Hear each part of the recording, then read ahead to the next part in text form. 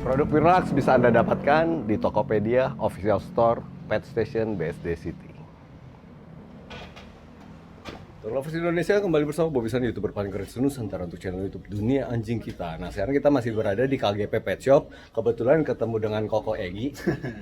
Long time no see ya. Long time no see. Ya, jadi Koko Egi ini ternyata sekarang sudah menjalani profesi sebagai dog rehabilitator. Nah, dog lovers pastinya kan tentunya punya problem, terutama dog lover pemula Ya, yang bingung dengan sikap anjingnya yang agak mengganggu. Contohnya kayak nangis tiap malam ya, Nangis, ditinggal, lalu gonggong. gonggong-gonggong ya, termasuk gonggong teriak-teriak, berak sembarangan, kencing sembarangan ya. Nah, di sini di vlog kali ini kita akan meminta sedikit tips dari Koko. Gimana cara ngatasin anakan anjing yang baru kita beli yang suka nangis-nangis, terutama pada saat malam hari begitu kita tinggalin dia di dalam kandang. Oke, yang namanya papi baru dibeli usia 2 bulan, 3 bulan, bawa ke rumah. Ketika hari pertama, hari kedua, hari ketiga sampai rumah, papi itu biasanya agak stres ya. Karena perjalanan, tempat baru, induknya nggak ada, temen-temennya nggak ada. Terus bawa ke rumah, selama perjalanan cuma digendong-gendong, disayang-sayang. Begitu sampai rumah, taruh kandang, terus kita tidur, ditinggal, pasti papinya nangis. Jadi kalau hal itu terjadi nggak usah panik, tapi juga jangan langsung tiba-tiba selalu digendong. Oh, tiap kali nangis digendong, tiap kali nangis digendong, tiap kali nangis digendong. Jadi ya biarkan anjing itu menangis, biar sampai dia capek. Kalau dia capek dia akan tidur sendiri. Karena kalau kita dikit-dikit kasihan, oh nangis gendong, tiap kali nangis digendong, tiap kali nangis digendong, problem itu nggak akan pernah berhenti. Nanti dia jadi tahu, oh dengan cara menangis gue manggil lu. Betul. Kalau bahasa manusia tuh bau tangan jadinya. Bawa tangan jadinya.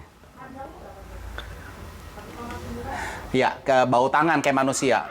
Jadi kalau jangan biarkan tangisan anjing itu jadi senjata dia untuk minta sesuatu yang dia mau.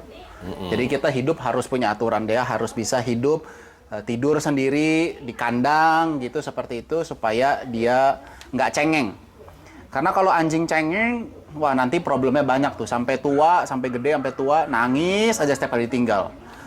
Jadi kita mesti, kalau dia nangis, kita mesti diemin aja gitu? Diemin aja, abaikan aja. Abaikan Tantangin aja. aja ya? Abaikan aja. Jadi biar dia adaptasi sendiri sama tempat barunya. Betul. Ibarat kata gini kali ya, Gi, ya, anjing 2 bulan itu seperti anak umur 2-3 tahun ya? Ya, Apalagi baru kepisah dari induknya. betul, betul. Jadi kan kayak sama seperti kita punya anak usia 1 tahun, 2 tahun kan nggak selalu 24 jam kita gendong. Iya. Jadi perlu juga ada jam-jam di mana dia harus ditinggal, harus bisa sendiri beradaptasi, bisa menghadapi keadaan sekitar. Nah, jadi anjing bisa belajar lebih cepat untuk mandiri ya. Gitu. Kalau untuk problem itu tuh yang nangis. Nah, kan nggak melulu anakan anjing 2 bulan ya. Kadang anjing yang udah umur setahun juga masih seperti itu ya. Nah itu problemnya, karena kadang dari kecil, dari papi dibiasain tiap nangis digendong, atau selalu ada ownernya, nggak bisa nggak ada ownernya, ownernya pergi kerja dia nangis. Jadi karena kebiasaan itu membuat si papi menjadi, atau si anjing kita menjadi anjing yang cengeng, dia nggak bisa nggak ada kita. Biasa berapa lama, Gi, kalau misalnya adaptasinya itu? Rata-rata kalau klien gua sih 3 hari 1 minggu itu 3 hari udah sampai berhenti. 1 minggu ya?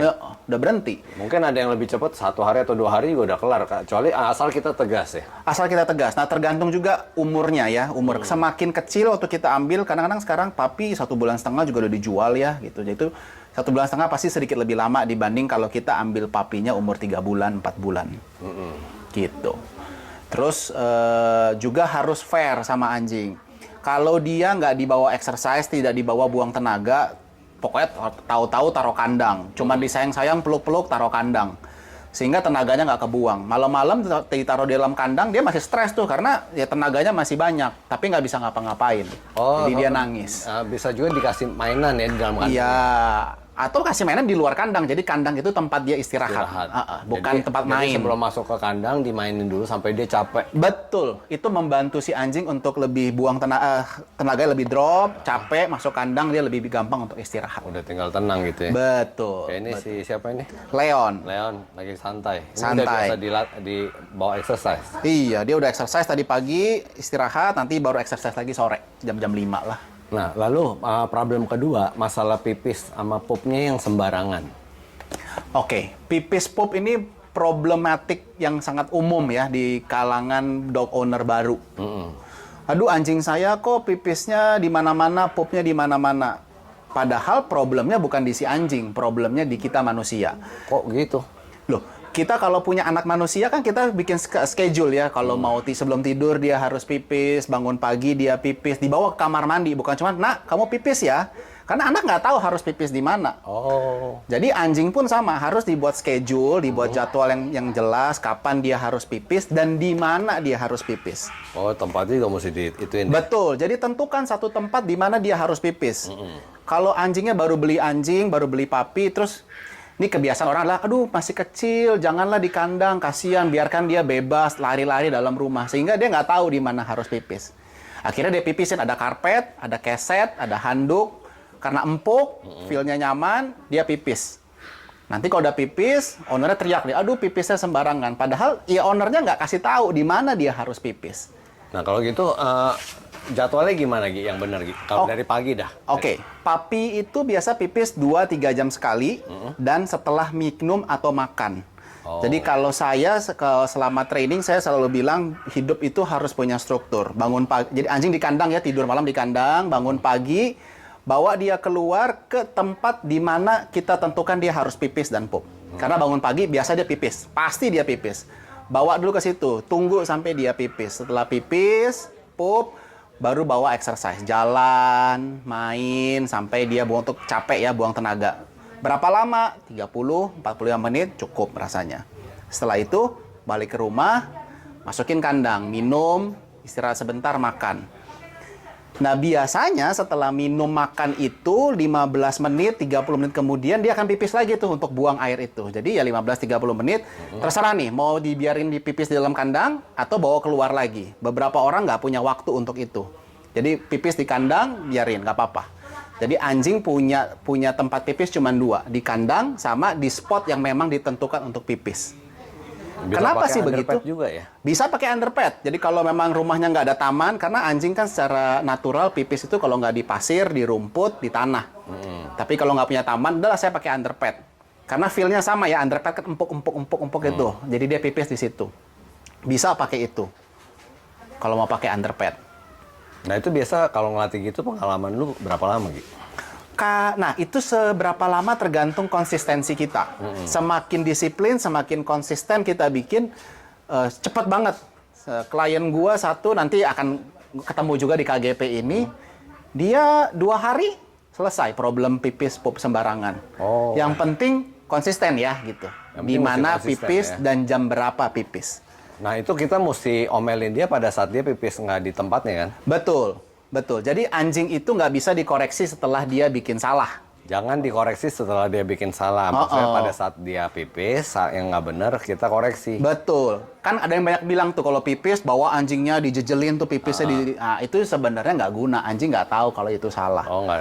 Iya. Dan ya, semakin konsisten, semakin terstruktur hidup kita sama anjing. Jam sekian dia pipis, jam sekian dia pup, jam sekian dia di kandang. Kecelakaan itu bisa sangat dihindari.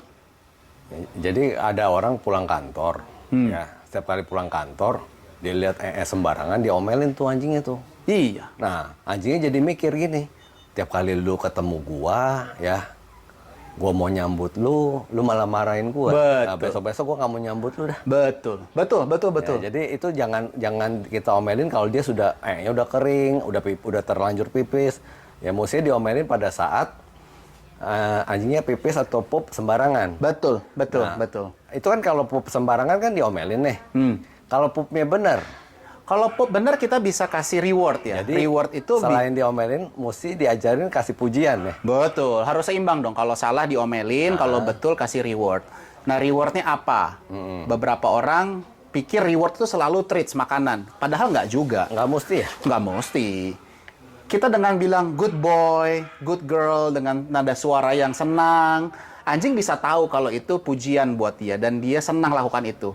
Dan ketika dia tahu, oh energi ini, suara ini menyenangkan buat dia, dia akan bikin cari cara supaya dia dapat lagi suara-suara atau pujian seperti itu. Sehingga dia akan berusaha untuk pipis di tempat yang pada waktu dia dapat pujian itu. Jadi nggak selalu bentuknya makanan. Oh, nggak selalu bentuknya makanan. Iya, Nah, reward kita itu sekarang- nggak selalu bentuk makanan. Oke, sekarang kita lagi mau ngomong topik berikutnya, lanjut dari yang sebelumnya ya. Tentang reward sama omelan. Ya, Ya. Ngomel itu perlu pukul nggak? anjing Hah? di alam, yang induk mengkoreksi anakannya itu dengan cara gigit. Jadi anjing itu belajar dari rasa sakit. Oke. Jadi kalau pukul anjing boleh, yang nggak boleh itu pukul dengan kekerasan. Jadi kita seperti menyiksa, itu nggak boleh. Jadi kalau misalnya dia buat salah, lalu kita sekedar kita touch sedikit, dia kan kaget dan ada sedikit rasa feel sakit. Mesti sambil kita bentak ya?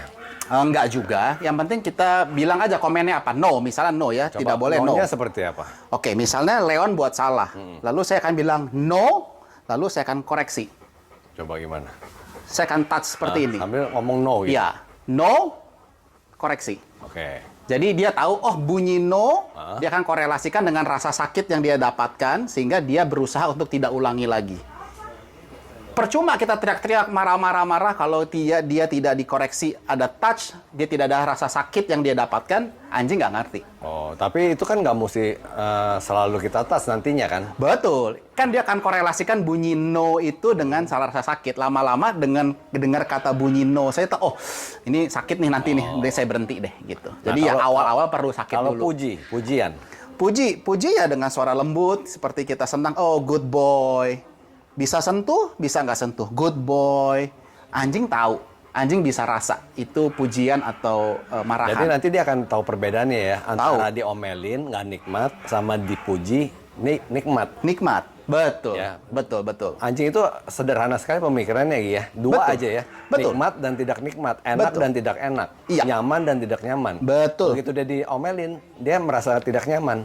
Betul. Ya. Jadi hidup anjing cuma dua hal. Reward, punishment. Reward, punishment aja Iya, ya. Jadi hadiah, pujian hukuman. sama hukuman. Iya, gitu. udah selesai.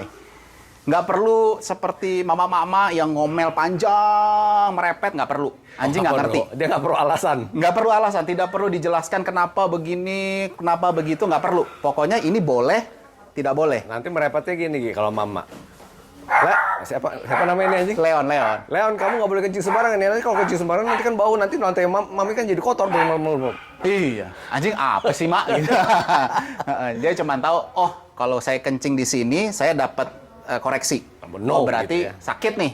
Oh salah nih, saya nggak mau lagi. Boleh Karena nggak kalau gua keluar suara gini? No, gitu. boleh, suara Tapi yang kalau- tegas ya. Kalau puji, ucayang gitu. Pakai baby voice ya. Jadi ya suara kita yang tegas ketika kita koreksi perlu no. Waktu kita mau puji ya suara sedikit lebih lembut ya. Namanya juga memuji ya, good boy. Bagus. Oh, saya sayang. Jadi Oke. anjing tahu Nah, perbedaan. sekarang terakhir Gi, topik terakhir ya tentang dog rehabilitator. Nah, menurut gua banyak sekali masyarakat atau dog lovers yang perlu jasa itu. Ada nggak sih di Indonesia yang punya jasa itu? Ada beberapa orang yang sebagai dog rehabilitator ya. Jadi ada perbedaan yang mencolok antara dog training dengan dog rehabilitator. Dog training itu mengajarkan sesuatu yang anjing nggak bisa jadi bisa. Nah kalau rehabilitator ini biasanya karena anjingnya nggak pernah diajarin mengembangkan sifat buruk seperti aggression, separation anxiety, itu perlu direhab. Nah rehab ini lebih panjang waktunya. Karena kan lebih mudah membuat sesuatu daripada memperbaiki sesuatu. Iya. Nah di Indonesia, di Jakarta ada beberapa dog rehabilitator. Salah satunya yang mungkin ya penonton dunia anjing kita pasti udah nonton tuh, yang Canine Clan ya, Karissa sama Adri. Oh iya. Wah iya. mereka jago sekali untuk rehabilitator. Saya juga sesekali melakukan rehabilitator ke klien. Oh, lu juga punya jasa itu? Iya, gue punya jasa itu untuk rehabilitator, gue house call ke rumah. Oke. Jadi klien biasa telepon, dia jelaskan masalahnya, saya ke rumah, lihat anjingnya, lihat apa problemnya. Karena sering kali gini, ownernya ngomong nih, anjing saya begini A, B, C, D, E gitu. Pas dilihat ternyata problemnya bukan itu. Oh. Triggernya bukan itu. Jadi ya perlu observasi untuk tahu triggernya apa, sehingga kita bisa perbaiki sumber masalahnya. Jadi lu kayak konsultan itu ya perkawinan gitu ya. Wah. Jadi lu mesti dengar curhat dari ownernya juga ya, lalu lihat kondisi anjingnya juga. Betul, gitu ya. iya.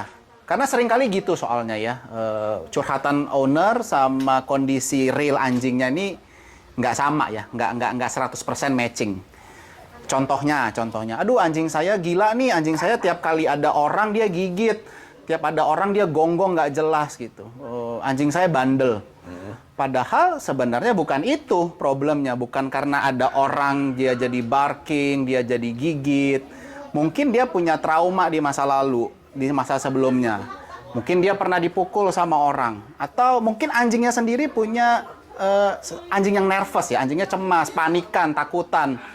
Tahu-tahu orang main asal pegang, padahal anjingnya ketakutan ya, nervous, sehingga anjingnya akhirnya bereaksi gigit.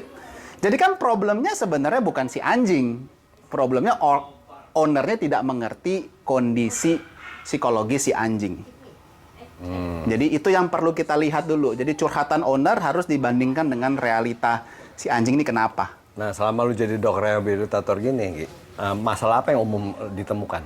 Yang orang perlu gitu, butuh bantuan? Paling banyak ada 2. Food aggression. Jadi kalau makan tuh, kalau tiba-tiba lagi makan, kita mau lagi lewat depan piring makannya, atau kita mau ambil bowlnya, dia marah. Ada yang bisa sampai gigit.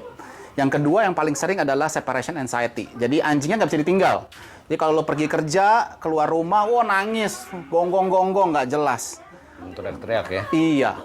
Jadi itu problem yang paling umum yang ada, yang pernah gue tanganin sih. Jadi buat dog lovers yang kepengen, yang butuh bantuan dokter rehabilitator, ya salah satunya bisa hubungin Koko Egi ini. Betul. Ya, nanti bisa dikontak di WhatsApp ya, Gi? Ya, kontak di WhatsApp Cuman nggak aja. terima konsultasi di WhatsApp ya? Iya. Soalnya ini buka jasa gitu. Ya. Nah, kalau nggak bayar, gue juga kalau orang konsultasi ke gue juga gue nggak mau. Ya, Harus bayar ya? Harus bayar. Harus ya. bayar, Atau ya. nonton aja di vlog, biar apa? Dari jangan skip, biar gue dapet iklan gitu. Ya. Oke, sekian dulu tentang dok rehabilitator. Tadi tentang anjing yang bermasalah ya, punya masalah-masalah kebiasaan kayak gonggong, ya nangis-nangis, pup sembarangan ya. Lalu cara mengatasinya. Nanti mungkin kita bisa lanjut di topiknya yang lain ya. Oke, sampai jumpa. Ya. Sama Koko Egi dan Leon. Terima kasih. Bye-bye. Bye-bye.